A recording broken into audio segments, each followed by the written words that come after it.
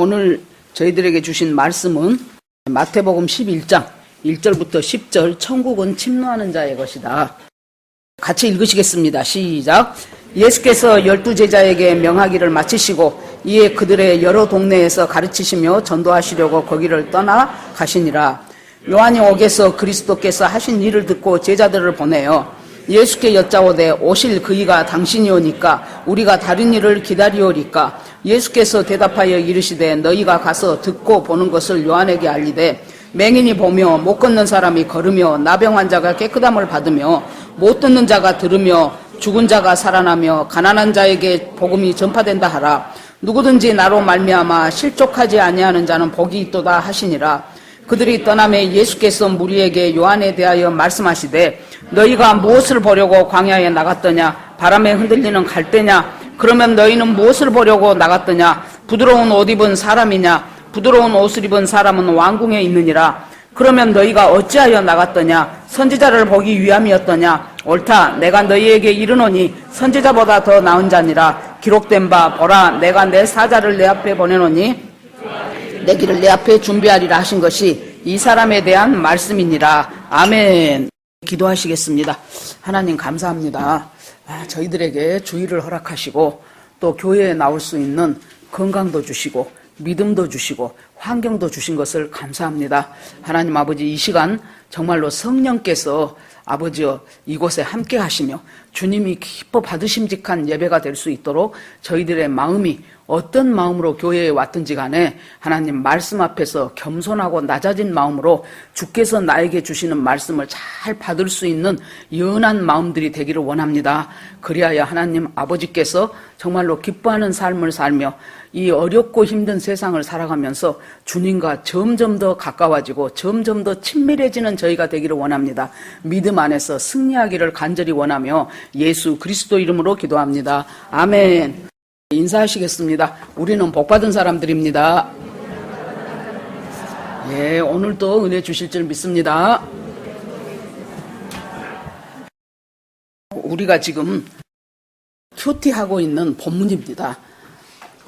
마태복음 5장, 6장, 7장은 산상보훈으로 심령이 가난한 자는 복이 있나니 저희가 하늘나라를 보게 될 것이고 쭉 지금 복에 대한 말씀으로 쭉 계속해 오시다가 이제 제자들을 통해서 가르치시기 시작하는데 제자들에게 병 고치는 은혜도 주시고 귀신 쫓는 능력도 주시고 모든 약한 것을 바르게 할 수 있는 그 권능을 주셔서 이 제자들한테 그것들을 다 주셨어요. 그리고 제자들에게 주님이 하시는 말씀이 너희가 여러 고을로 다니면서 천국이 가까웠다고 전파해라. 그 복음을 전하러 가는 그 가운데서 금이나 은이나 전대의 돈을 가득 가지고 가야 전도가 될 걸로 생각하지 말고 너희들이 가지고 가야 될 것은 바로 예수 그리스도께서 하시는 말씀 천국이 가까웠다 회개하라 하는 이 말씀들을 가지고 가는 고을고을마다 복음을 전파해라. 이렇게 주님께서 말씀을 하시고 나서 내가 너희를 이 세상에 보내는 것이 꼭 양을 이리떼한테 보내는 것과 같다는 거예요. 그러면서 뱀같이 지혜롭고 비둘기같이 순전하라 그래요. 그러면 우리가 하나님의 양인데 우리가 이 세상 속에서 살아가려면은요, 양을 이리떼 속에 보내는 것 같다고 주님이 알아요. 얼마나 이 세상이 살아가기가 힘든 것이고 거짓과 불의와 죄가 가득한 곳이고 그곳에서 오염되기 쉽고 상처받기 쉽고 넘어지기 쉽다는 것을 주님이 너무나 잘 아셔요. 그래서 너희를 보내는 것이 양을 이리떼에 보낸 것 같다. 그러면은 우리가 상식적으로 생각할 때 양을 이리떼한테 보내려면은 양에게 이리에게 있는 어떤 힘을 우리에게 주시든지 날카로운 이빨과 사나운 발톱과 엄청난 힘과 이런 것들을 더해 주시면서 이리하고 싸워서 이겨라 그래야 될 것 같은데 주님이 우리에게 무기로 주신 것이 딱 두 개인데 뱀같이 지혜롭고 비둘기같이 순결하라 그랬어요. 여러분, 지혜는 있는데 순결하지 못하면은 그 사람은 굉장히 간사한 사람이 돼요. 순결한데 지혜가 없으면은 이 세상에서 이용만 당하는 사람이 돼요. 그래서 주님은 너희가 가지고 가야 될 이 세상을 향하여 복음을 전하면서 우리가 직장에 가든지 학교에 가든지 가정에 있든지 어디에 있든지 간에 우리는 복음을 전파해야 되는 사명을 가지고 살아갈 사람인데, 무기가 저 사람이 부자니까 나는 저 사람보다 더 부자가 돼야지. 많은 사람 중에 자기 가족 중에서 처음 믿기 시작하면은요, 그 중에서 잘 사는 형제가 있고 자기는 못 살면은 어떻게 생각해요? 그래도 내가 다른 형제들 보기에 반듯하니 잘 나가야 저 사람들이 내가 하는 말을 듣고 예수를 믿으려고 생각하지. 나이가 이렇게 집안이 쪼그라지고 일이 잘 안 풀리니 나를 보고 저 사람들이 무슨 예수를 믿겠냐, 이렇게 생각하기가 쉬워요. 그런데 하나님은 절대 그것은 네 무기가 아니라는 거예요. 네 무기는 네가 전도하고자 하는 사람보다 더 힘을 갖고 더 잘나는 것이 무기가 아니고, 네가 무기는 뱀같이 지혜롭고 비둘기같이 순결한 것이 네 무기가 되어야 된다 그랬어요. 그렇게 하면서 사람들을 내보냅니다. 이제 제자들이 이제 복음을 전파하러 가죠. 오늘 11장 1절에 보면은 예수님이 제자들에게 가르칠 것을 다 명하시고 나서, 그리고 다른 고을에도 가서 복음을 전도하고 사람들을 가르쳐야 되겠다고 거기를 떠나시니라 하고 1절이 시작을 합니다. 예수님이 제자들을 가르치고 나서 복음을 전하려고 그곳을 떠나셔요. 복음이라는 것이, 이 말씀 보면서 보세요. 절대로 복음은 정체되어서는 안 돼요. 한 곳에 머물러서는 안 돼요. 사도행전도 보세요. 예수님 십자가에 돌아가시고 부활하고 승천하고 성령이 강림해서 엄청난 초대교회의 성령의 역사가 엄청나게 일어나죠. 사람들이요, 자기 집에 갈 생각을 안 해. 오순절 명절을 당해서 사방에서 왔거든요. 그런데 막 성령 충만하지, 제자들이 가가지고 막 나사렛 예수의 이름으로 일어나 걸어라 하니까, 아니 40살이 되도록 걷지 못하던 사람이 벌떡벌떡 일어나서 걷고 뛰고 성전에 달려가고 엄청난 일들이 막 일어나거든요. 일상생활이 기적이에요. 그러니까 사람들이 자기 집 가고 싶지가 않아요. 저 멀리 동네로 안 가고 싶어. 그곳에서 계속해서 있으면서 은혜 받고 그러고 싶거든요. 우리도 여러분 굉장히 은혜 받는 수련회라든가 어디 컨퍼런스라든가 이런 데 가면은요, 여기서 계속 살았으면 좋겠어요. 그러나 변화산에 갔던 예수님도 그곳에서 그 놀라운 체험을 제자들이 했어도 예수님이 내려가자 그래요. 우리가 가야 될 곳은 은혜 받았으면은 그곳에 머무르는 것이 아니고 은혜는 계속해서 흘러 넘쳐야 돼요. 강같이 흘러야 돼요. 그래서 메마른 땅을 적셔야 돼요. 피폐한 심령들에게 복음의 은혜가 번져가야 돼요. 그래서 주님은 그곳을 떠나십니다. 그리고 2절에 보니까 그런 과정 가운데서 예수님 앞에 요한이 옥에서 그리스도께서 하신 일을 듣고 제자들을 보냈다 그랬어요. 그러니까 1절과 2절 사이에는 상당한 간극이 있다고 볼 수 있습니다. 이렇게 예수님이 복음을 선포하고 제자들에게 명하시고 또 다른 곳에 가서도 복음을 전하고 전도해야 되고, 이런 과정이 어느 정도 흐르고 났더니 이제 감옥에 갇힌 세례 요한이 제자들을 보냈어요. 보내가지고 질문을 해요. 우리가 기다리는 그분이 바로 당신입니까? 아니면은 우리가 또 다른 사람을 기다립니까? 하고 제자들을 보냈어요. 그러자 예수님이 내가 그 사람이다 혹은 아니다 그렇게 대답하지 않고 이사야 35장에 나온 말씀을 전해줍니다. 그 말씀이 뭐냐 그러면은, 자, 예수께서 너희가 지금 가서 듣고 보는 것을 요한에게 알려라. 지금 이 듣고 본다는 것은 현재 일어나고 있는 일이에요. 현재 일어나고 있는 일을 들은 것을 전하고 본 것을 전해라. 맹인이 보고 못 걷는 사람이 걸으며 나병 환자가 깨끗함을 받으며 못 듣는 자가 듣고 죽은 자가 살아나고 가난한 자에게 복음이 전파된다. 이 말이 이사야서 35장 5절 6절에 나온 말이에요. 그러니까 이사야 선지자를 통해서 예수 그리스도가 오실 것을 얘기를 하는데, 이거 한 번만이 아니에요. 61장 1절에서도 나오고 앞에도 나오고 4번이나 이사야서에서 이 예수님이 오셔서 무슨 일을 할 것인가를 이사야 선지자가 말을 해줘요. 첫째, 여기 보니까 소경이 눈을 뜨고 안전뱅이가 걷고 나병 환자가 나병이 깨끗이 낫고 죽은 자가 살아나고 가난한 자에게 복음이 전파되고, 그 말씀이 이사야서에 있지. 그 말씀이 메시아가 오면은 이루어진다고 하신 그 말씀이 지금 너희들 보고 듣고 하는 이 가운데서 분명히 성취되고 이루어졌다는 것을 네가 가서 요한한테 말해줘라 그래요. 여러분, 다른 사람이면 몰라도 요한은 예수님한테 이걸 물어서는 안 되는 사람이에요. 요한이 애 못 낳는 제사장 자기 아버지와 어머니에서 정말로 천사가 가르쳐줘가지고 엄마가 임신을 했죠. 그래가지고 예수님보다 6개월 먼저 세상에 온 사람이에요. 뱃속에 있을 때 예수의 육신의 어머니 마리아가 임신했다는 소식을 듣고 천사가 네가 정 그렇게 못 믿겠으면은 네 친척 엘리사벳, 요한의 어머니 엘리사벳한테 가봐라. 그 사람도 지금 임신 중이다. 잉태했다 그래요. 그러니까 마리아가 엘리사벳을 찾아가니까 엘리사벳 뱃속에 있었던 요한이, 세례 요한이 마리아 뱃속에 있는 예수 그리스도 온 것을 보고 막 복중에서 기뻐서 뛰놀았다는 말이 나와요. 그때부터 그 태중에 있을 때부터 예수를 알고 인정했던 사람이 세례 요한이에요. 드디어 사역을 시작하면서 예수님이 오시니까 뭐라 그래요? 보라, 세상 죄 지고 가는 하나님의 어린 양이로다 그랬어요. 그리고 요단강에서 세례받고 올라올 때 그때 하늘에서 음성이 들리죠. 뭐라 그럽니까? 이는 내 사랑하는 아들이요 내 기뻐하는 자라. 그러면서 자기 제자들한테 나한테 물로 세례를 주라고 하신 그 하나님이 성령으로 세례를 주는 성령이 머무는 사람을 보거든 그분이 메시아인 줄 알아라. 그리스도인 줄 알아라. 그렇게 자기한테 가르쳐줬다는 거예요. 이렇게 확신한 세례 요한이 그는 흥하여야 되겠고 나는 쇠하여야 되리라. 나는 그 신발 끈도 감당할 수 없는 사람이다. 이랬던 요한이 이제 회의가 들기 시작한 거예요.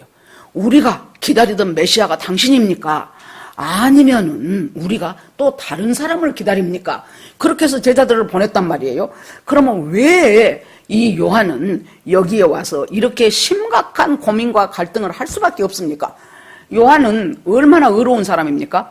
우리가 알다시피 그는 광야에서 외치는 자의 소리였어요. 수많은 사람들에게 회개하라 천국이 가까웠다 하고 외치면서 예수 그리스도가 올 길을 예비했던 사람, 그 길을 닦은 사람, 높은 산은 깎아놓고 골짜기는 메워놓고 그렇게 했던 사람이 바로 요한이었어요.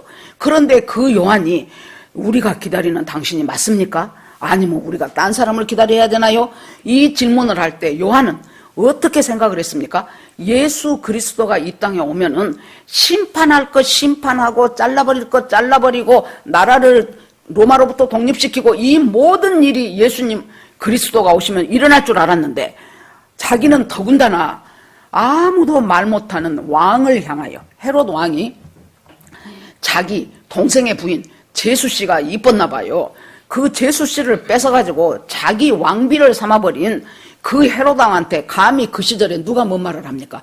그런데 이 요한은 의로운 사람이에요. 왕을 향해서 그 불륜을 지적하고 어떻게 세상에 왕이란 사람이 그렇게 심각한 불륜을 동생의 제수씨를 뺏어가지고 자기 아내를 삼는 이런 만행을 저지를 수 있단 말이요 하고 해가지고 왕이 감히 왕한테 하고는 감옥에다 가다 지금 그래서 감옥에 갇혀있는 처지가 된 것이 그 세례 요한이에요.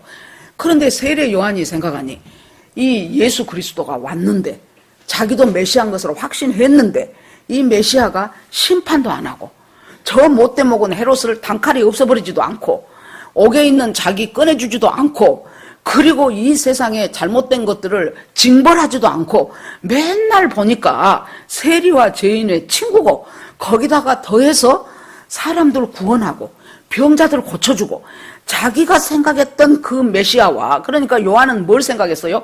재림에서 오셔서 하셔야 될 일을 예수님이 초림 때 할 걸로 생각을 한 거예요. 그러니까 우리가 여기서 메시아 관이 잘못돼 버리죠. 그러면 어느 누구나 할 것 없이 흔들릴 수밖에 없어요.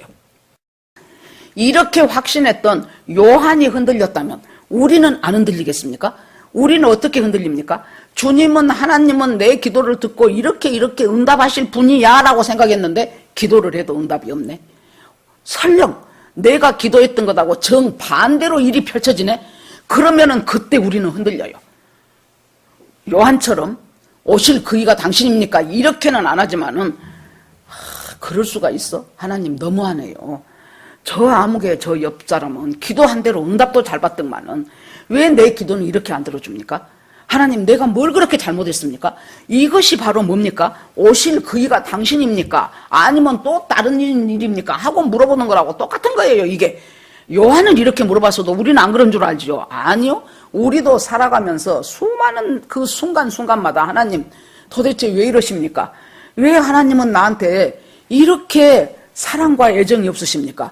내가 그렇게 기도하고 그렇게 좀 우리 집안 형편 좀 풀어주라고 해도 하나님 그 형편에서 내가 벗어나지 못하고 우리 자식들 좀 반듯한 직장 좀 달라고 하는데 지금 몇 년이 지나도 반듯한 직장은커녕 제대로 된 직장 하나가 없이 이렇게 살아야 되고 우리 남편은 그렇게 기도했어도 교회 안에 돌아오지를 못하고 하나님 도대체 왜 이러십니까? 이것이 뭐예요? 우리가 하나님을 기다립니까? 우리가 기다리는 메시아가 당신이 맞습니까? 아니면 우리가 먼저 또 다른 것을 찾아야 될까요? 이렇게 하고 다른 것을 찾아야 될까요? 하고 흔들흔들 하고 있을 때 그때 샥 파고 들어온 것이 이단이에요. 그래가지고 진짜 나 따라가 보자. 그렇게 하면은 뭔가 그곳에 새로운 것이 있고 뭔가 그곳에 쌈박한 것이 있을 것 같아갖고 우리도 모르는 사이에 따라가지게 되는 거예요. 그래서 여러분 참 이 믿음이 참 하나님 앞에 한마디로 말해서 1대1이에요. 아무리 좋은 교회를 다녀도 아무리 설교 잘한 목사가 설교를 해도 아무리 성경 공부 잘 가르친 사람이 성경 공부를 가르쳐도요. 본인이 안 떠먹으면 그 믿음이 내 것이 안 돼요. 진수성찬을 차려놔도 자기가 숟가락을 들어서 먹지 않으면 진수성찬은 그림의 떡이라니까요. 그래서 교회라는 것은 뭐예요? 방향을 가르쳐주는 곳이에요. 어떻게 믿어야 되며 어떻게 주님을 만나야 되며 그 말씀이 나한테 어떻게 역사해야 되는가 하는 그 방향과 핵심을 가르쳐주는 것이 교회지. 그 다음에 각자 모든 삶 속에서 처한 형편이 다르고 처지가 다르고 믿음이 달라요. 그때마다 각자가 예수님을 만나야 되는 거예요. 각자가 하나님을 만나야 돼요. 각자가 성령의 인도를 따라가야 돼요. 그런데 이 요한은 메시아관이 지금 흔들려 버려요. 어떻게 흔들립니까? 자기가 생각할 때 예수가 오면은 확 심판주로 오셔가지고 잘못된 것들은 싹 다 없애버리고 아주 선과 악을 제대로 구분하고 그리고 로마도 싹 없애버리고 그리고 이 나라가 다윗 때처럼 솔로몬 때처럼 그렇게 부강한 나라로 만드시고 자기 나름대로 생각했던 그 메시아관에 기대했던 대로 되지 않으니까 여기에서 이제 흔들려요. 그러니까 우리는 대체적으로 어떻게 생각해요? 하나님, 내가 다급합니다. 내가 갈급합니다. 내가 지금 이 문제가 시급합니다. 그러니까 하나님은 나의 다급함과 나의 시급함을 동기로 해서 일을 시작하십시오가 우리가 기도하는 많은 것들이 그렇게 하나님에게 졸라대기 시작하고 그렇게 하면서 우리가 응답받아야 된다라고 생각하는 것들이 우리들의 신앙관이었습니다. 그래서 이제 예수님이 뭐라고 말해요? 자, 이사야서에 나온 대로 소경이 눈 뜨는 거 지금 제자들아 너희들도 봤지? 안전뱅이가 일어나는 거 봤지? 우리가 지난 시간에 본 것처럼 안식일날 네가 낫고자 하느냐 해가지고 그 사람을 38년 된 병자를 일어나서 자리를 들고 걸어가라고 할 때 그 명령대로 순종하고 명령대로 일어나는 그 일들을 너희들이 다 봤지 않냐? 그것이 뭐냐? 바로 선지자가 예언해 놓은 그 예언이 완전히 니들 눈앞에서 성취되지 않느냐? 그렇게 하면서 이제 계속해서 이것들을 가서 요한에게 전하라고 합니다. 그리고 나서 그 사람들은 떠납니다.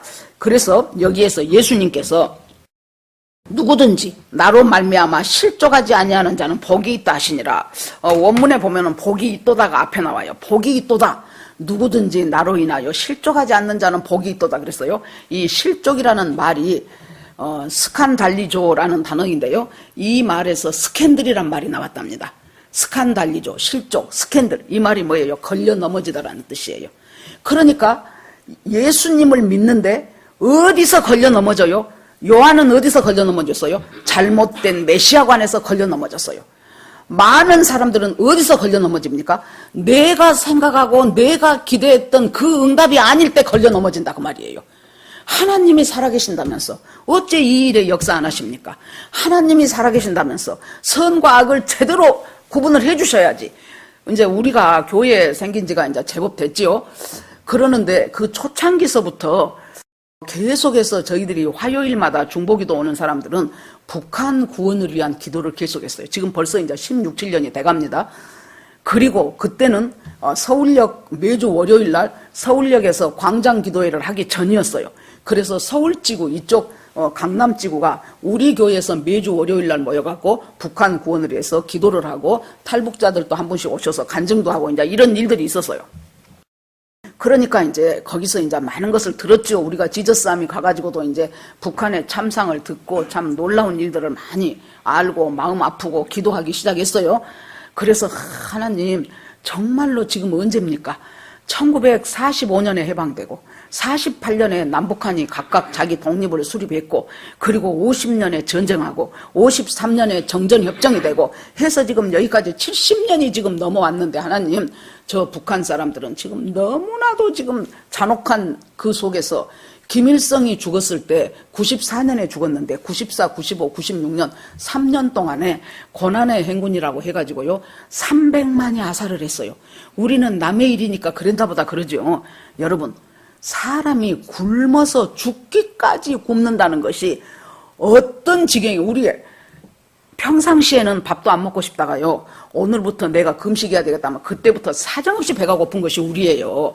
그러는데 그렇게 죽어가 그때 이제 우리 교회에서 그렇게 북한 위해서 기도할 때 북한에서 탈북했던 장진성이라고 요 시 쓰는 분이에요. 그 사람이 와서 얘기하는데 자기가 딱 한 7살, 6살 된 애가요, 신의중과 역에서 기차를 타려고 가는데, 애가 그러니까 사방대 사람들이 뻗어져 있대요. 가다가 그러면 그냥 넘어간대요.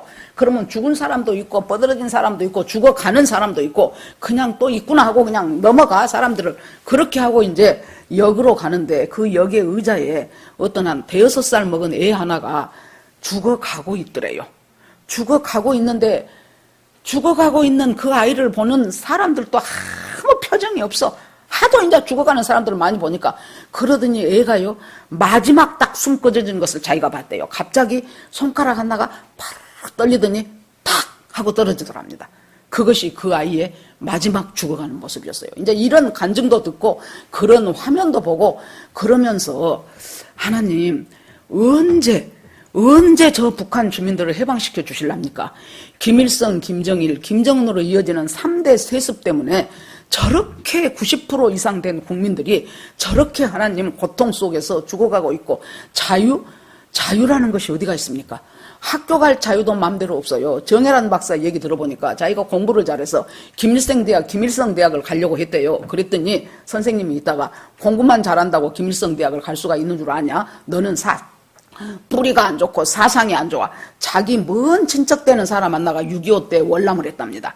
그것이 자기를 묶는 끈이 돼갖고 너는 사상이 안 좋은 집안이어갖고 출신 성분이 안 좋기 때문에 너는 김일성 대학을 못 가 그랬다는 거예요. 이런 것들을 보면서 그 한 사람과 그에 따르는 특권층을 제외한 나머지 90%들이 얼마나 고통당하고 살고 있는데 이제 기도를 하다 보니까요 트럼프가 대통령이 되네. 왜 그렇게 내가 그 사람 대통령 된 것에 내가 그렇게 소망을 가졌는가 몰라요. 첫째, 이름이 트럼프야. 나팔을 불었더라고 저 사람이. 그러니까 뭐하고 연결이 됩니까? 이스라엘 백성들이 바벨론에 포로로 갔지요. 포로로 가갖고 70년 만에 분명히 돌아온다고 하나님이 예레미야 선지자, 이사야 선지자 통해서 여러 번 말했어요. 그런데 70년이 딱 되니까 바벨론은 망하고 바벨론이 메대한테 망했는데 그 바사 왕이 된 고레스라는 사람이 이스라엘 백성들 전부 다 니네들 집으로 본토로 돌아가서 거기서 성전 짓고 거기서 집 짓고 살아 하고 해방을 선포했어요. 그런데요 이스라엘에서 그 예루살렘으로 수도를 옮겨놨지요. 그래 놓으니까 텔아비브에서 예루살렘으로 옮겼어요. 그것을 허락한 승인한 사람이 트럼프였어요. 그랬더니 이 자기들이 기념 주화를 만들었어요. 그런데 딱 이제 반으로 나눠갖고 한쪽으로는 고레스, 그때 바벨론에서 포로를 석방한 고레스의 얼굴이 그려지고 한쪽으로는 트럼프 얼굴이 그려진 거예요. 이 둘이를 나란히 놓고 저 트럼프가 대통령으로 있는 저 동안에 어떤 식으로도 북한은 해방이 되겠구나. 그래가지고 너무 가슴이 설레더라고. 그랬더니 김정은하고 어디서 만나고 왔다 갔다 하고 난리를 쳐. 그래서 저렇게 하다가 돼가는 모양이구나. 그랬는데 화망하게 선거에서 져버리고 이상한 짓 하다가 그대로 사라져버리더라고요. 뭐 이 다음에 또 나온대요, 대통령. 모르겠어요. 그러는데 그때 어째요? 내가 생각했던 이스라엘의 해방이 언제로 또 미뤄질지 모르겠구나 하니까 제가 개인적으로 굉장히 하나님 앞에 서운하더라고. 그 정도로 이스라엘 백성도 70년이 지내서 해방시켰다면 하나님, 저 북한 백성들, 저 사람들 70년 됐잖아요, 하나님. 저 사람을 언제 해방시키랍니까, 하나님 하면서. 그러니까 우리가요, 하나님이 하시는 일에 대해서 정말로 이해할 수 없고 감이 안 오고 도저히 납득이 안 되는 이런 상황 속에서 우리가 흔들리지 말아야 될 것이, 요한은 뭐 때문에 흔들려요? 메시아가 재림해서 하실 일을 초림 때 할 줄 알았더니 아니 엉뚱한 짓 맨 사람 영혼 구원이라든가 뭐 사람들 병 고친다든가 그런 것만 하고 제대로 된 것을 안 한단 말이에요.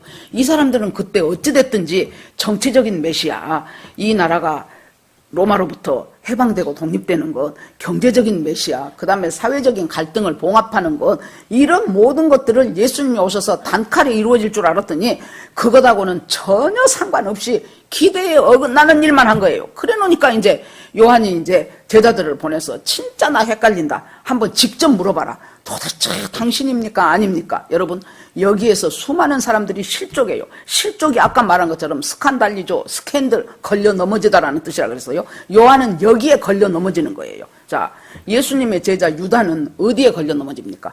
유다는 열심당원이었어요. 열심당원이기 때문에 굉장히 이스라엘이 로마로부터 독립된 것을 바라고 또 바라고, 그것에 의해서 자기들끼리 이제 레지스탕스 운동도 하고 뭐 지하당원도 만들고 이런 사람들이에요. 그런데 예수님을 딱 보니까 틀림없다. 저 사람의 저 능력을 봐라. 죽은 자도 살리네. 소경도 눈뜨게 하네. 그렇다면 이 능력의 사람이 앞장서서 이 일을 해준다면 우리나라는 독립한다. 그렇게 확실하게 믿었어요, 유다는. 그런데 세상에 하는 것 보니까 자기가 기대했던 것하고는 어긋나. 거기서 결정적인 것이 어떤 여자 하나가 향유 옥합을 가져와 가지고 그 옥합 값이요, 나드 순전한 향유 값인데 인도산 제일 품질 좋은 거, 그 항아리에 든 그 기름이 자그만치 300데나리온, 웬만한 사람 1년치 연봉이에요. 1년치 연봉. 그 비싼 것을 갖다가 다 깨가지고는 예수 발에다 붓네. 그러니까 유다가 성질이 나가지고 세상에 1년치 연봉을 갖다가 지금으로 예를 들어서 뭐 3천만 원 받은 3천만 원, 5천만 원이라고 칩시다. 그 돈을 갖다가 네가 그렇게 허비할 수가 있어? 그것 갖다가 가난한 사람들한테 나눠줬으면 얼마나 좋을 텐데 어떻게 그것을 저 예수라는 사람 하나를 위해서 그것을 다 깨버리고 허비하고 발에다 붓고 네 머리털로 닦고, 이것이 말이 되냐 그래요.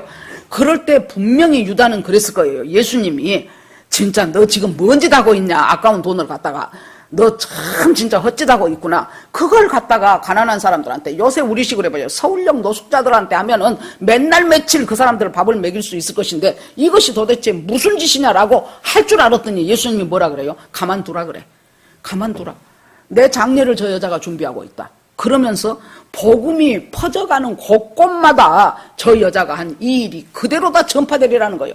그때 유다가 있다가 이 사람은 안 되겠구나. 이 사람 믿고 나라 독립을 꾀했다가는 안 되겠네. 사람이 기대한 만큼 실망을 하면 분노가 생겨요. 저 사람이 이 정도 되겠지 했는데 그게 아니면은 굉장히 실망하고 그 실망이 분노로 갑니다. 그 길로 쫓아 들어가갖고 제사장한테 나 예수 팔게요. 그래가지고 은전 30냥에 예수를 팔아버리잖아요. 베드로는 어쨌습니까? 예수님이 내가 어디를 간다, 니들이 나를 다 부인할 것이다 그러니까 아이고 예수님 별 말씀 다 하십니다. 예수님이 오게 가면 나도 오게 가고, 예수님이 목숨을 잃게 되면 나도 따라가서 나 먼저 목숨을 잃겠습니다. 베드로는 무엇을 기대했어요? 예수님은 분명히 이 나라 왕이다. 분명히 예수님이 짠 하고 마지막 지금 성전의 6월절에 들어갔을 때 짠 하고 예수님이 모든 그곳에 있는 권력을 확 쥘 때 너는 우의정하고 나는 좌의정하고 너는 영의정하고, 그렇게 해서 각부 장관 다 요인들 우리 제자들이 다 감당하게 될 것이다 하니까 막 기분이 엄청나요. 그러니까 예수님하고 6월절 예루살렘으로 들어가면서 서로가 네가 크냐 내가 크냐, 그 말은 뭐면 내가 영의정이야 그러니까 웃기고 있네. 너는 차관쯤 해. 내가 국무총리 할 거야. 이런 식으로 하면서 서로 지금 난리를 하고 있어. 그러니까 예수님이 너희가 나를 부인하리라 하니까 아니 말도 안 되는 소리 하지 마십시오. 지금 곧 눈앞에 영광이 다가오는데 무슨 놈은 부인을 해요. 나는 예수님 죽어도 그것까지 따라가겠습니다. 그러고 나서 결국에 가서 계집종한테 3번이나 저주까지 하면서 부인해버렸어요. 왜요? 왜 이렇게 사람들이 여러분 유다가 그렇게 했고 베드로가 그렇게 했고 세례 요한이 그렇게 했다면 우리도 그렇게 할 가능성이 매우 많다는 것을 인정하고 들어가야 돼요. 나는 그럴 사람 아니지. 아니요. 베드로가 그럴 사람이었습니까? 세례 요한이 그럴 사람이었습니까? 그렇게 하면서 내가 생각했던 메시아관, 내가 생각했던 하나님, 내가 생각했던 예수님, 적어도 나의 다급함을 보고는 꼭 들어줘야 될 그분이 그것을 들어주지 않을 때 우리는 요한처럼 흔들릴 수밖에 없는 거예요. 그러고 이제 제자들이 이제 예수님 말씀을 듣고 제자들은 떠났습니다. 그러고 나니까 예수님이 거기에 남아있는 예수님의 제자들과 무리들을 보면서 7절에 그래요. 그들이 떠나며 예수께서 무리에게 요한에 대하여 말씀하시되 너희가 무엇을 보려고 광야에 나갔느냐? 바람에 흔들리는 갈대 보러 갔냐? 그래요. 아니지. 지금 왜 이 사람들은 광야를 갔어요? 요한의 말씀 듣고 그 말씀이 너무 달고 너무 은혜스러워서 은혜 받으러 광야를 갔죠. 그러면 너희들이 봐라. 광야에 나갔지. 무엇 보러 나갔냐? 부드러운 갈대 보러 나갔냐? 아니지. 이 말은 요한에 대해서 지금 예수님이 요한의 제자들이 떠나고 난 후에 요한에 대해서 예수님이 말씀하시기다. 요한은 어떤 사람인 줄 아냐? 광야에서 외치는 자의 소리였어요. 예수 그리스도가 오시면은 그 길을 예비하는 사람이 지금 요한이었어요. 그 요한이 광야에서 외치는데 요한은 너희들이 생각하는 부드러운 갈대가 아니라는 거예요. 요한은 흔들리는 부드러운 갈대가 아니에요. 굉장히 의로운 사람이에요. 너무나 의롭기 때문에 이 예수님이 하는 일이 지금 이해가 안 되는 거예요. 그 당시에 로마 황제를 기념해서 주화를 만들었다고 합니다. 이 돈을 만들었는데요. 거기에다가 무엇을 새겼냐 그러면 우리 이제 이순신 새겨주고 그런 것처럼 무엇을 새겼냐면은 갈대를 새겼다 그래요. 왜 그런지는 모르겠으나 아마도 추측컨대 로마의 황제는 굉장히 힘과 강한 카리스마를 갖고 있잖아요. 그래 놓으니까 약간 부드러운 이미지를 주기 위해서 그것을 갈대를 이렇게 새겨 넣는가 한다고 저도 어디서 읽었어요. 그래서 그걸 보면서 그러면 너희가 광야에 나간 것이 부드러운 갈대, 흔들리는 갈대 보러 나갔냐? 아니지. 요한은 흔들리는 갈대가 아니에요. 강력하게 하나님의 메시지를 전했던 사람이요.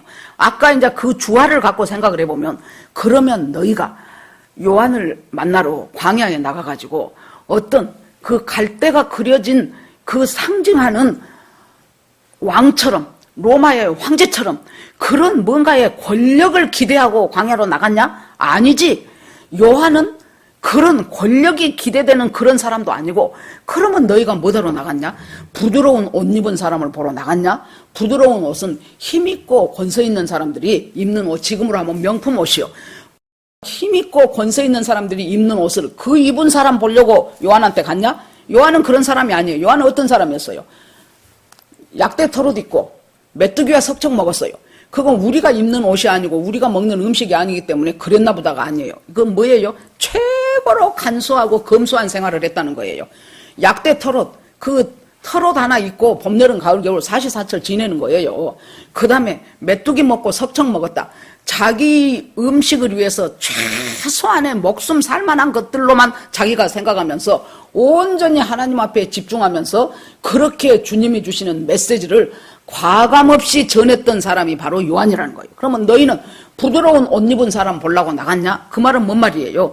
너희들 부드러운 옷은 권세 있고 돈 있는 사람이 입는 옷인데 그 옷 입은 사람 보려면 궁궐에가 궁궐에. 그러면 왕과 왕비 이런 사람들은 진짜 부드러운 옷, 아름다운 옷, 명품 옷 휘 감고 살아.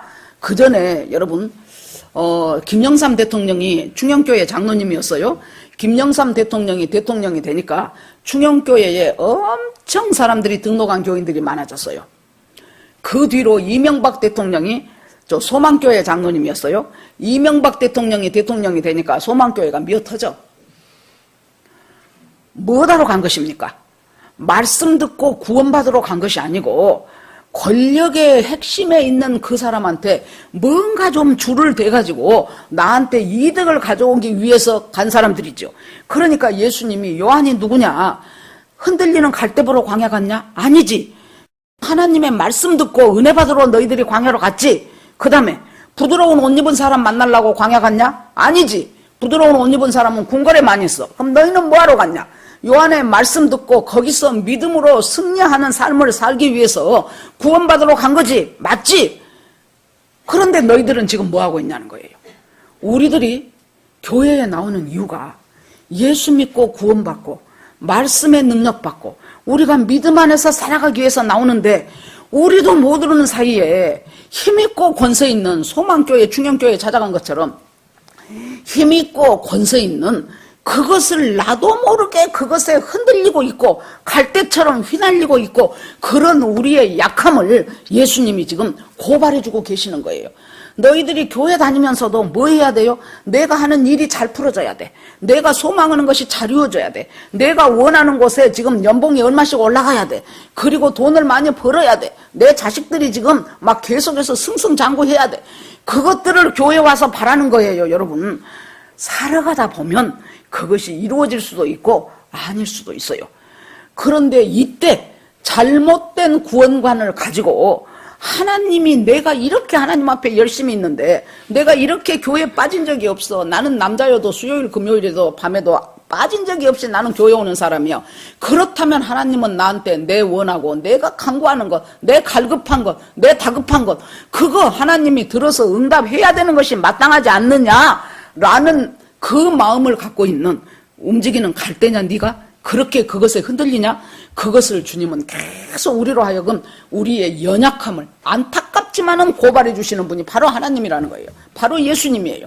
그러면서 주님이 세 번째 또 묻습니다. 뭐하러 갔냐 광야에? 선지자 만나러 갔냐? 옳도다. 너희들이 선지자 만나러 갔지? 선지자는 누구예요? 하나님의 말씀을 대언하는 사람이 선지자예요.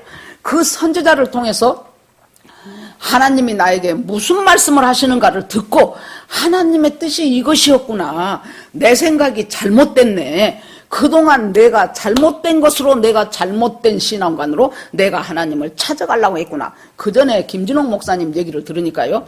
참 그 대구 그쪽에서 굉장히 가난한 아주 그 거의 무학자시피 한 그 아버지 어머니 밑에서 태어났더라고요.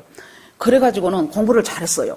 그래서 아무튼 뭐 서울대학인가 어디를 합격해놓고 이제 돈이 너무 없으니까 대구 계명대에서 4년 장학금을 주기로 하니까 그 학교를 갔다고 이제 저도 이제 들었어요. 그랬더니 이분은 자기 어머니가 아주 믿음이 좋으신 분이었어요. 그래서 자기 고등학교 다니고 그럴 때도 이제 어머니가 교회 사찰을 했어. 그러니까 어머니가 사찰이니까 자식들까지도 다 사찰이 되는 거예요. 그래서 자기는 이제 옛날에 교회가 막 겨울에 이제 그 날로 막 그 조개탄 떼고 막 그랬었잖아요. 그거 불 피우는 화부가 됐어. 그래가지고 이제 불을 잘 피워서 따뜻하니 교인들 올 때쯤 해놓으면 좋은데 처음에는 서툴게 자기가 하다가 잘못해서 연기도 픽픽 나고 그럴 때가 있다 그거예요. 그러면은 이제 교인들이 자꾸 자기를 쳐다본대요. 저것이 오늘은 불 잘 못 피웠구나 이제 그거지요. 그래서 그때 자기가 불 피우면서 그 고등학교 때 그렇게 하나님 앞에 기도했다. 하나님, 지금은 내가 교회에 불 때는 화부지만은 나중에 대한민국 교회에 불을 지피는 화부가 되게 해주세요. 하고 기도를 했다는 거예요. 고2 때. 그랬는데 이분이 이제 그렇게 하면서 믿음이 자라가는데 그때 한번 또 사탄이 가만둡니까? 도대체 진리가 뭔가를 모르겠는 거예요. 그래서는 자기가 이것도 해보고 저것도 해보고 서울역 와서 학교 그대로 스톱해놓고 서울역 와서 넉마주의 해갖고 넉마주의랑 같이 그 돈 조금 모아지면은 그것 갖고 서울역에서 있는 자잘한 애들 빵 먹이고 우유 먹이고 그렇게 하고 나중에는 또 이제 청계천 가서 그 넉마주의 생활하고 여러분들 뭐 거의 아실 거예요. 그렇게 하는데 이제 다시 자기가 대구로 내려갔어요. 그랬더니 자기 후배 하나가 어디 선교단체 다니는 후배 하나가 형 나하고 성경 공부 좀 해볼래요? 그러더래요. 그래서는 그래? 뭐 해보자. 그랬더니 그래갖고 그 후배하고 에베소서 공부를 하기 시작했대요. 여러분 에베소서 한번 오늘 가서 기념으로 한번 읽어보세요. 6장밖에 안 돼요. 에베소서에 보니까 전부 그리스도 안에서 예수 안에서 그걸 같이 이렇게 그 후배하고 읽어나가면서 팍 성령이 역사한 거예요. 나는 지금까지 진리를 그리스도 안에가 진리가 있는데 나는 지금까지 진리를 그리스도 밖에서 찾았구나 하는 것이 팍 깨달아지면서 완전히 정말로 코페르니쿠스 대전환을 한 것처럼 자기의 완전히 심령 속에 이 구원관에 대해서 신앙관에 대해서 엄청난 지진이 일어나 버린 거예요. 그래서 저는 가끔 그분을 보면서 그래요. 하나님, 지금 뭐 연세가 꽤 많죠. 하나님, 이분 좀 오래 살게 해주세요. 어떤 분들은 뭐 인본적인 생각을 하고 있다 그러는데, 아이고, 그러는 저는 얼마나 인본이 아니고 신본적인 생각을 해서, 아이고, 그만큼이라도 좀 하라 그래. 거기 반만이라도 하시라 그래. 그래가지고 그걸 보면서 내가 가끔, 그분은 나를 모르지만은 가끔 하나님, 이분 오래 살아서 한국교회에 좀 리더로서 역할을 좀 잘 감당하게 해주십시오 하는 기도를 제가 가끔 합니다. 여러분, 그리스도 안에 모든 진리가 있는데 그리스도 밖에서 진리를 찾으라고 했던 그것이 내가 어리석었다는 것을 깨달게 된 거예요. 그러니까 거기서 확 바뀌는 역사가 일어나죠. 주님이 너희가 선지자 보러 갔어? 맞아. 선지자, 요한 선지자야. 그런데 그 선지자는 어떤 선지자예요? 하나님의 말씀을 대언해주는 분이 선지자예요. 그 대언해주는 선지자, 그런데 어떤 선지자보다도 이 요한이 더 큰 선지자라네?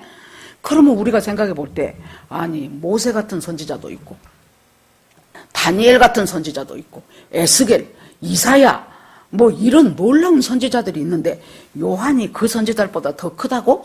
여기에 의심이 생기죠. 의문이 생기죠. 여기는 요한이 다른 선지자들에 비해서 엄청난 일을 했다는 얘기가 아니에요. 요한의 구속사적으로 본, 역사적으로 본 요한의 포지션이 그렇다고 말이에요. 어떤 포지션이에요? 요한은 이 요한까지가 구약의 선지자의 마지막이라 그랬어요. 구약의 선지자들은 뭐한 사람들입니까?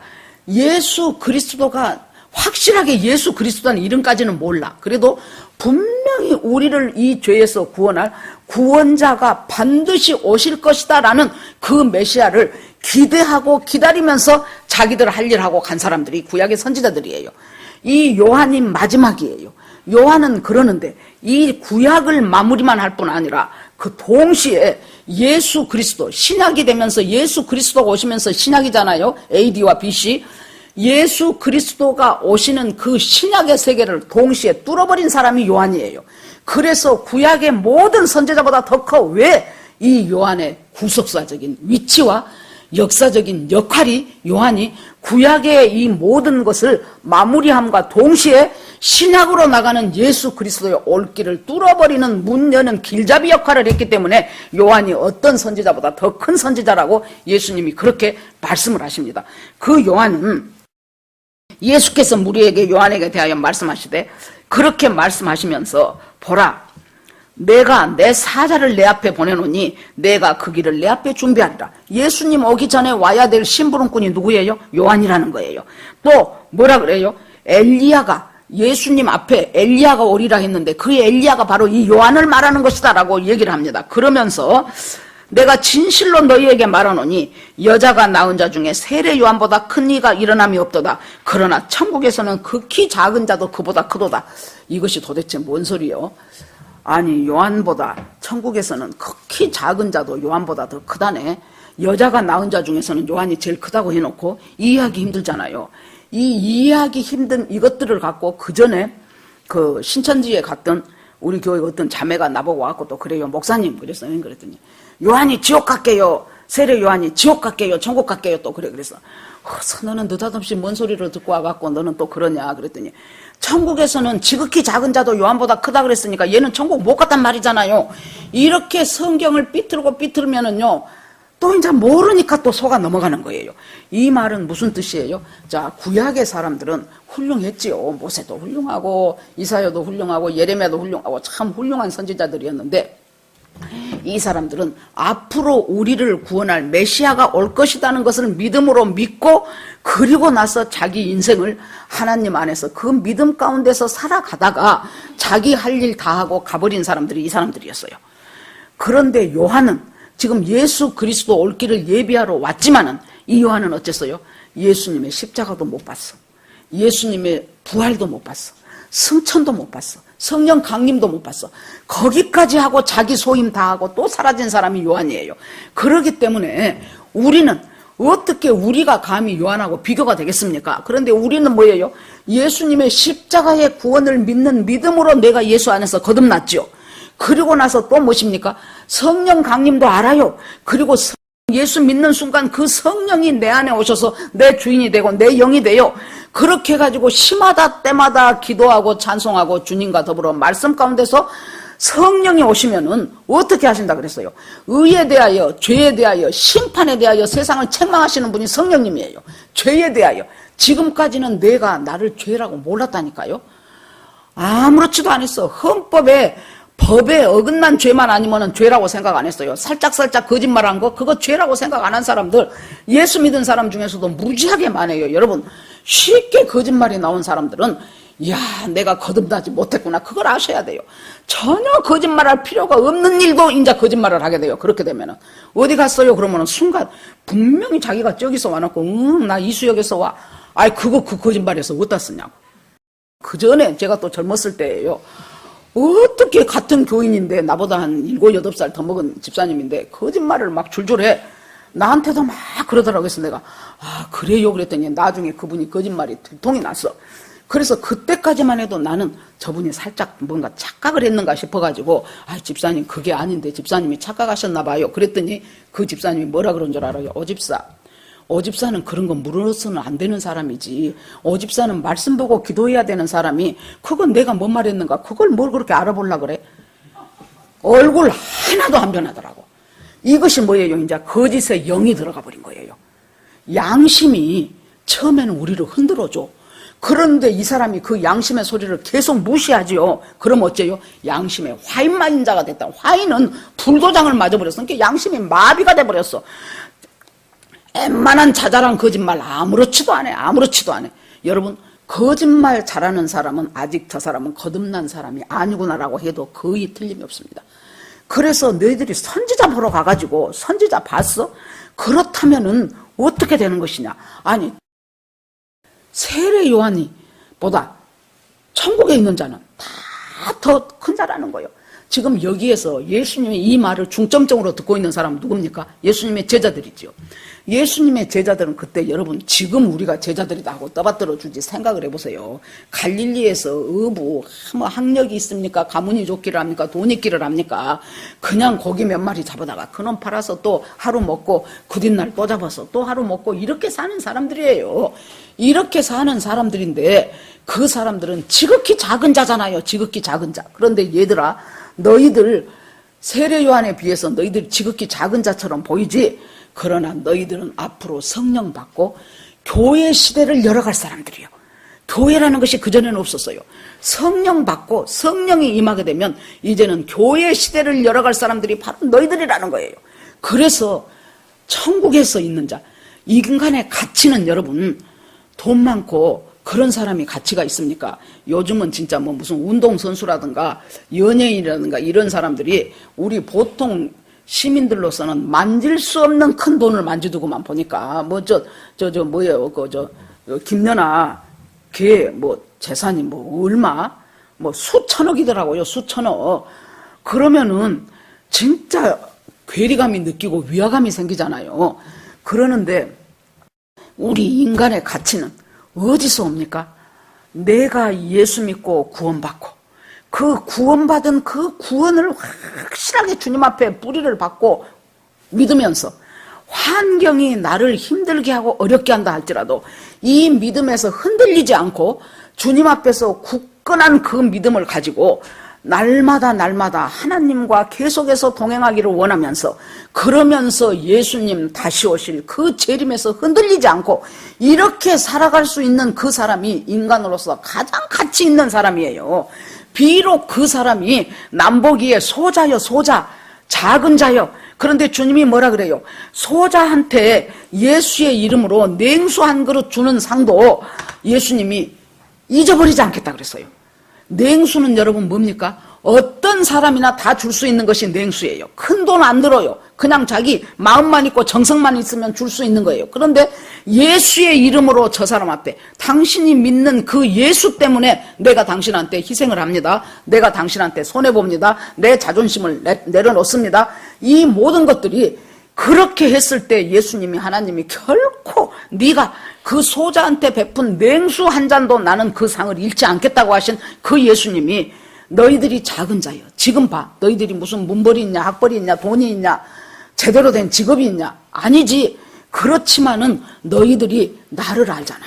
나를 믿고 나하고 연결됐잖아. 나와 함께 살아가잖아. 너희들 속에 갖추어진 에베소서 1장 보세요. 우리들 속에 얼마나 신령한 복으로 가득 차 있는가. 그것을 알고 나를 믿고 나를 따르는 제자라면 너희들은 천국에서 무지하게 큰 자요. 엄청나게 큰 자요. 이사야 선지자보다 다니엘보다 너희들은 훨씬 더 큰 자라고 지금 예수님이 이 제자들과 그 따르는 무리들을 향해서 말씀하시면서 아주 결론적인 말씀을 하나 하는 것인데 12절 볼게요. 세례 요한의 때부터 지금까지 천국은 침노를 당하나니 침노하는 자는 빼앗느니라 그랬어요. 자, 천국은 침노당하는 것이 오늘 제목이에요. 천국은 침노를 당해. 침노라는 것은 강제로 쳐들어간다라는 뜻이에요. 이것을 수동태로 바꾸면 어떤 뜻이냐면은 맹렬한 방해를 받는다는 뜻이에요. 자, 천국은 지금 하나님의 나라예요. 이 땅에서 이루어져요. 그런데 정말로 하나님 안에 있는 놀라운 귀한 것들이 있어요. 에베소서에서 바울이 그 에베소 교회를 향해서 기도하면서 뭐라 그래요? 하나님 아버지, 우리 중보기도 온 사람들도 기도 제목 내놓으라 그러면 지혜와 계시의 영을 주시오. 그 말씀 굉장히 잘합니다. 지혜와 계시의 영을 뭐 때문에 줘요? 지혜와 계시의 영을 주셔서 하나님을 알게 하시고 그랬어요. 그러니까 엄청난 천국의 비밀이 있고 천국의 복이 있고 천국의 귀한 것들이 있는데 그것들을 침노하는 자. 그러니까 주님은 뭐 하기를 기다리고 있어요? 우리가 침노하기를 기다려요. 무엇으로 침노해요? 믿음으로. 믿음으로 천국에 있는 귀한 것들을 침노해요. 나는 지금 꺼져갈 수밖에 없고 나는 지금 아주 좌절해서 못 일어나겠는 사람이 지금 나요. 내 환경이 그래요. 그러는데 천국의 소망이 있고 주님은 여기에서 나를 일으키게 하셔서 분명히 하나님의 나라로 나를 하나님의 자녀로 삼으실 것이라는 그 믿음을 가지고 하나님 앞에 기도하기 시작하면서 하나님이 그것을 갖다가 천국에 있는 그 귀한 것을 나한테 빼앗기고 싶어서 하나님은 어쩔 줄 몰라. 이렇게 쉽게 생각해 봅시다. 자, 예를 들어서 부모가 자식한테 참고서하고 공부 잘할 수 있는 참고서, 연필, 그런 필기도구 그런 것을 가득 사놨어요. 그러니까 네가 열심히 공부하고 쓰고 해가지고 네가 그 책 다 보면 내가 또 다른 책 사줄게 하고 다 놔뒀어요. 그런데 얘가 전혀 이건 네 것이니까 네가 열심히 해갖고 나한테서 가져가서 네 실력을 만들어. 그런데 얘가 전혀 안 봐. 연필 한 자루 깎아줬더니 그 한 자루가 1년이 가도 그대로요. 그럴 때 부모가 얼마나 답답하겠습니까? 이거 다 네 거라니까, 네 거라니까. 네가 열심히 해서 참고서도 새 참고서 가. 네가 열심히 해서 볼펜이고 뭐시고 다 네가 써. 노트 전부 네 거야. 이렇게 주님이 하고 싶은 천국이 그렇다는 거예요. 그런데 어떤 것으로? 믿음을 가지고 저 천국은 나를 위해서 주님이 예비해 놓은 것이라고 하는 그 사람한테 천국은 침노를 당하는 거예요. 빼앗겨요. 그런데 이것이 수동태로 갈 때는 맹렬하게 방해를 받다는 뜻이라 그랬죠. 그렇게 하기 위해서 이 믿음을 방해하는 악한 영의 세력이 우리한테 물고 늘어져. 그런다고 되냐? 내가 뭐 한다고 되냐? 저 사람 세상 사람 다 믿어도 저 사람 못 믿을 사람이야. 내가 그렇게 해서도 저 사람 어디 바뀌기나 하더냐? 이것이 뭐예요 지금? 천국에 있는 귀한 것을 침노를 해야 내 것이 되는데 침노하는 것을 방해하는 것들은 너무 많다는 거예요. 주님은 뭐 하기를 원하십니까? 우리가 천국을 침노해서 천국의 귀한 것, 사랑과 평화와 화평과 그것뿐이 아니에요. 그것은 너무 주상명사니까 얼른 손에 와 닿지가 않지요. 뭐까지 다 포함됩니까? 우리의 육신적인 삶까지도 포함돼요. 여러분 보세요. 아무튼 우리 교회 안에서도 한번 봐보세요. 아이고, 저 사람 저래갖고 저 집이 어떻게 일어날 수 있을까? 야, 일어나더라고. 저 사람은 저래갖고 어찌했을까? 돈이 많은 것도 아니고 특별히 학벌이 좋은 것도 아니고 그런다고 해서 뭔가 탤런트가 있는 것도 아니고 저 사람은 못 먹고 살아야 될까? 아이고, 천국이 침노를 당하더라고. 그때요 옆에 있는 우리들이 도와야 돼요. 옆에 있는 사람들이 하나님 저 사람이 천국을 잘 침노하게 하옵소서 하고 도와달라는 기도를 우리가 그것이 중보기도예요. 그랬더니 세상에 집도 사고 밥도 먹고 살고 잘 살더라고. 천국은 침노를 당해요. 천국에 있는 귀한 평화와 화평과 사랑과 은혜와 이것만이 아니에요. 그런 영적인 것도 물론이려니와 그 영적인 것이 침노당해서 내 삶을 어떻게 만들어줍니까? 내 삶을 갈아주고 기경해주고 그곳에서 벗어날 수 있도록 하는 것이, 주님은 그렇게 해주고 싶어서 어쩔 줄을 몰라 우리를. 야, 너는 네가 제발 이 귀한 것 나한테 좀 와서 좀 가져가라. 좀 가져가. 그렇게 해가지고 네가 우울하고 침울하고 했던 그 너와 네 가정의 삶이 확 바뀌기를 나는 너무너무 원한다. 주님은 그러겠죠. 그런데 왜 우리가 침노를 안 하려고 합니까? 우리 스스로 개인적인 생각, 개인적인 자아, 지금까지 세상이 가르쳐준 여러 가지 생각들, 나의 게으름, 이 모든 것들이 합해져 갖고 침노하기를 멈춰버리고 있는 그 사람을 향한 안타까운 심정에서 주님이 말해요. 너희들이 뭐하러 광야 나갔냐? 부드러운 옷 보러 나갔냐? 흔들리는 갈대 보러 나갔냐? 선지자 말 한마디 듣고 땡하고 은혜 받았네 하고 끝내려고 나갔냐? 바로 천국의 것을 침노하기 위해서 나갔다면은 너는 지금 이 자리에서부터 천국을 침노해라. 받지 않냐? 평생 동안 눈 감은 소경이 눈 뜬 거, 그거 천국이 침노해서 가져간 거예요. 평생 동안 앉아서 못 일어난 사람 일어나서 걷고 뛰었지, 그거 천국을 침노해서 가져간 거예요. 평생 동안 이럴 수도 없고 아주 영적으로 육적으로 가난 속에서 헤매는 사람, 그 사람 그곳에서 풀려난 거 봤지? 주님이 그렇게 하면서 천국은 침노하는 거죠. 오늘 지금 이 어려운 세상을 살아가고 있는 우리들에게 여러분, 천국은 침노하는 자의 것입니다. 여러분과 제가 침노하는 사람이 되기를 간절히 원합니다.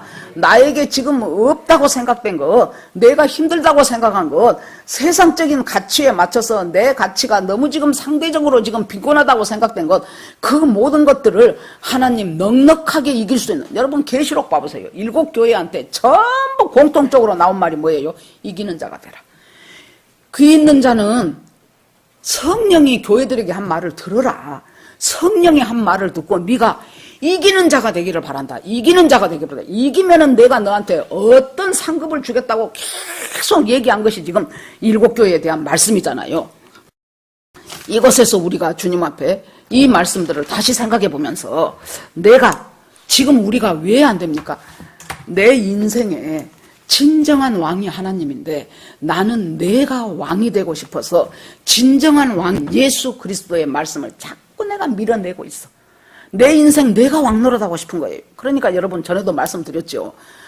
성경은 창세기 1장 1절에 태초에 하나님이 천지를 창조하시니라요. 창조주가 하나님이라면 모든 것을 다 주관하시는 분이 하나님이셔요. 그런데 미국의 어디에 있는 사탄경 1장 1절은 뭐예요? 네 인생은 너의 것이다요. 성경은 하나님이 태초에 우리를 창조하셨으면은 내가 누구 것이라는 거예요. 그 창조함을 받은 내가 하나님 것이라는 얘기예요. 사탄은 뭐예요? 네 인생은 네 것이니까 네 맘대로 살아라요.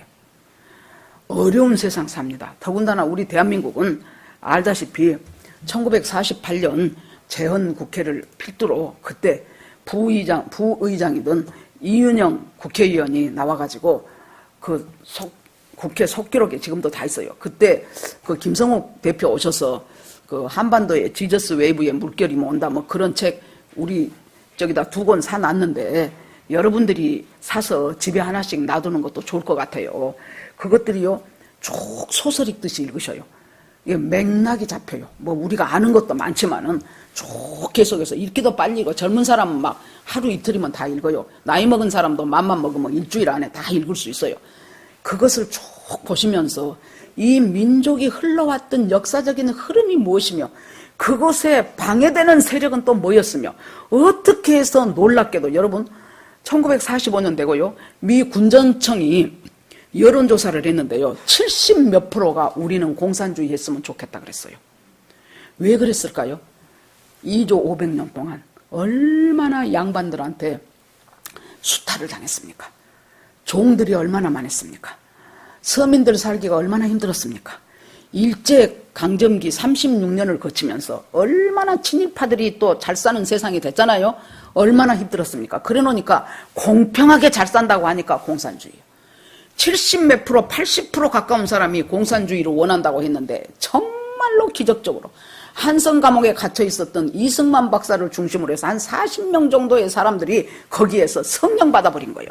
제가 가끔 그래요.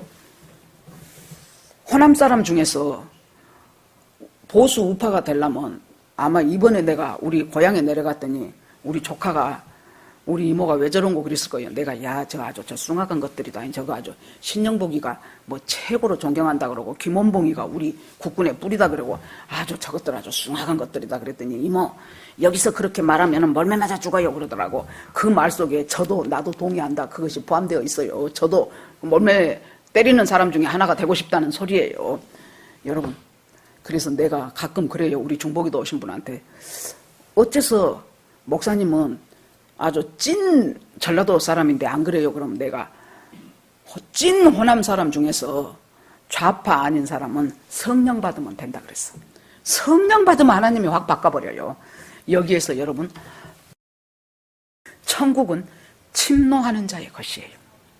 하나님, 이 인생을 살아가는 데 있어서 내가 예수 믿고 구원받고 예수가 내 구주고 믿음으로 사는 삶을 지금 계속 살아가기를 원하는 사람들에게 하나님은 끊임없이 기꺼이 천국의 귀한 것들을 우리에게 내줄 준비를 하고 있습니다.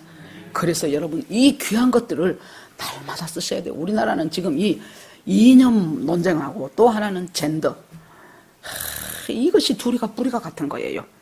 그래가지고 진짜 여성이냐 남성이냐 하지 말고 지금 뭐 있는 힘을 다해서 막아서는 사람들, 뭐 에스더 기도 운동 본부 뭐 이런 데서 막 죽어라고 막아서고 가서 데모하고 막 이렇게 해서 지금 간신히 버티고 있어요. 여러분, 이 두 가지로 이 교회는, 한국의 교회는 해체될 위기로 계속 몰아가고 있는 거예요. 이런 상황 속에서 여러분, 우리가 어떤 그리스도인이 되어야 마땅하뇨? 여러분, 자잘한 감정적인 것들 예수 그리스도 이름으로 다 뭐 그 사탄은요 이만한 틈만 있으면 파고 들어가요. 애들이, 청소년 애들이 부모가 서운하면은 가출해. 여러분, 교회 잘 다니던 사람이 목사가 서운하면은 교회를 떠나. 국가적인 시스템이 서운하면은 운동권으로 돌아가.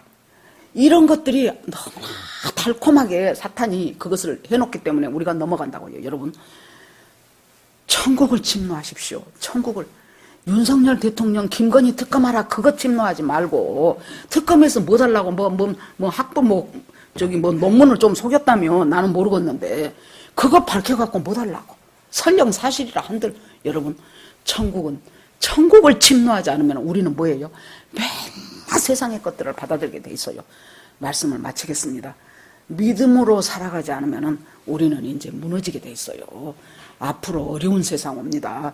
경제적으로도 어렵고 이념적으로도 어렵고 질병도 어렵고 뭐 어디서 지난번 금요일날 선하전도사님 얘기한 거 보니까 뭐 미국의 뭐 연구소에서 뭐 또 다른 무슨 전염병 뭘 또 만들어갖고 또 퍼져 나간다며요. 아무튼 사실인지 아닌지 모르겠지만은 어떤 식으로든지 점점 어려운 세상은 되어 오는 것이 분명합니다. 데이비차 선교사 얘기 들으면은 2023년부터 이제 금융위기가 올 가능성이 많다라고 얘기합니다. 아무튼 이렇게 여기를 봐도 저기를 봐도 어려운 상황 속에서 우리는 어떻게 살아야 돼요? 믿음으로.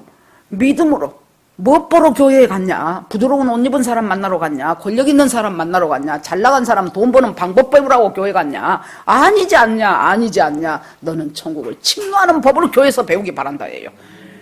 그런 여러분과 제가 되어서 어렵고 힘든 세상을 날마다 승리하고 내 가족도 내 가정도 승리의 반석에 올려놓고 내 국가와 나라도 승리로 나아갈 수 있는 그런 믿음의 사람들이 되도록, 비록 작은 자여도 괜찮아요. 주님이 큰 자라게 해요, 우리 보고. 그렇게 하면서 나아가는 저와 여러분 되기를 주의 이름으로 축원합니다. 아멘. 이 시간 오늘 말씀 생각하면서 주여 한번 부르고 같이 기도합니다. 주여! 하나님 아버지 은혜를 감사드립니다.